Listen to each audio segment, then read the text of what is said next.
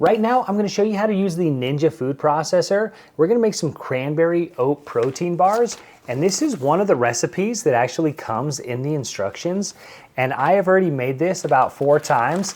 It's absolutely delicious. So first here, you have the base of the food processor, all of your buttons and selections for different modes there. For this one, we're just gonna use the base container here. So you'll put it on with the handle facing to the right of the machine if you're looking at it straight. And then you're gonna rotate it towards you just about like 1/8 of a turn. It'll click and lock into place. You're gonna select the blade that you want for this one. We're using the metal blade. On the inside here, it does have this little cylinder here, it's got a little star shape on it. And this just needs to slide over that. So it slides and gets kind of locked into place. You have your lid here. The nice thing is that it does have a rubber gasket. So if you're doing more liquid-like things, it doesn't splash all over the place because it's got that nice seal to it. And this is just gonna go on top.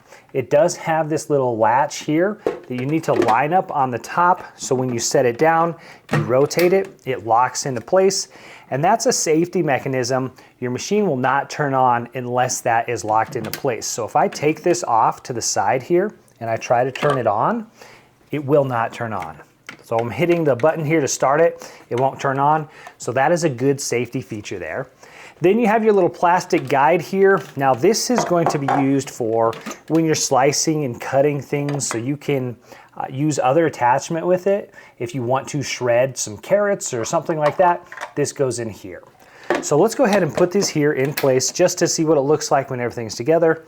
But right now, we are going to make our recipe. So I've got all the ingredients here, but I've already measured everything out.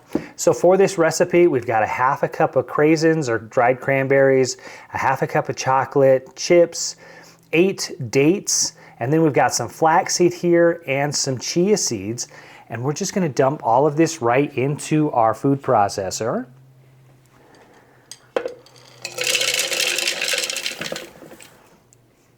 And then it calls for 1 cup of oats and 1/2 cup of almond butter. And then finally here, 1/4 cup of room temperature water, just to add a little bit of moisture to it. Now we're gonna put on the lid here. And I do want to show you here on the lid, it's got these little grooves that the lid fits into, which is just really nice because it makes it really user-friendly, so you really can't mess it up when putting the lid on.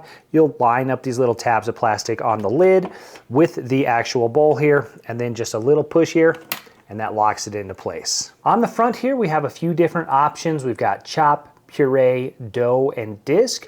We've also got low, high, and pulse. For this recipe, we're just gonna hit high. That's gonna turn it on, it's gonna spin high.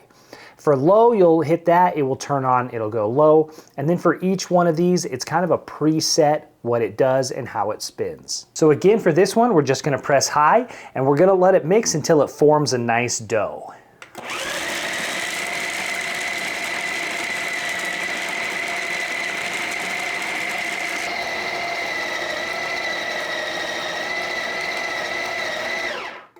So that's created kind of the texture that we want. Now we can get it out and go ahead and form it into our protein bars.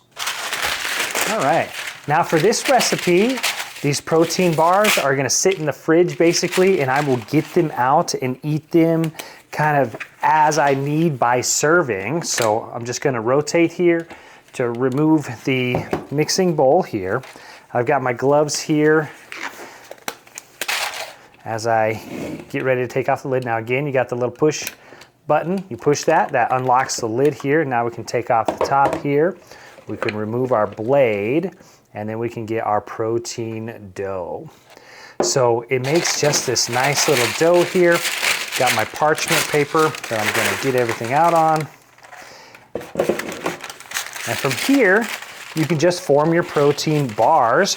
I mean, you could make little protein balls as well if you wanted to. You could roll these up here and then just have little protein bites. These could store in the fridge, and then you could just grab them and go and enjoy them as you wish.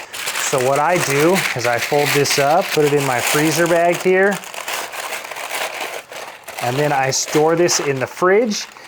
So we used it as a food processor, but now let's use it as a slicer. So it does come with this cylinder here, or this circle that's a blade. So you can do shredding or slicing with this. So if we put it on one way, it's a slicer. If we flip it around, it's gonna be a shredder. So here you get the spindle here, and you're going to just go ahead and put this on right here. So it just lines up, goes right on there. And then the disc goes on top of the spindle. So the spindle just slides in there and then it sits on top of there. So we're gonna use it as a slicer first. So we're gonna put the disc on, or the spindle in there. We'll put the disc on, and then we're gonna put it back on just like we did before, lock it into place.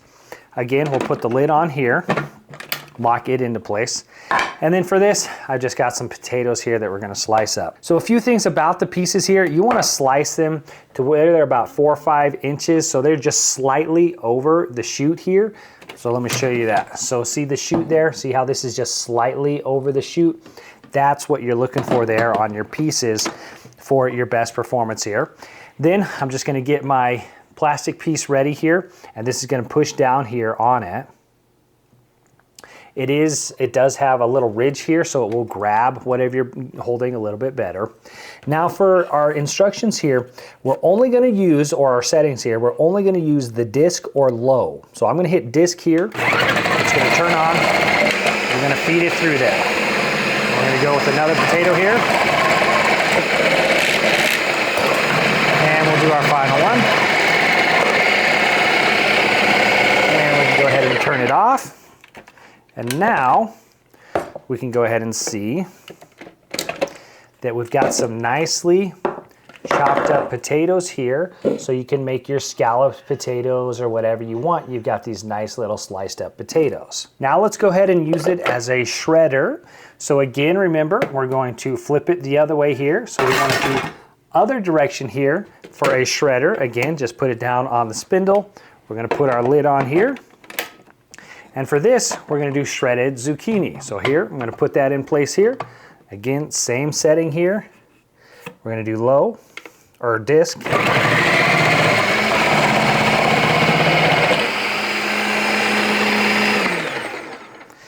That took all of a couple seconds here.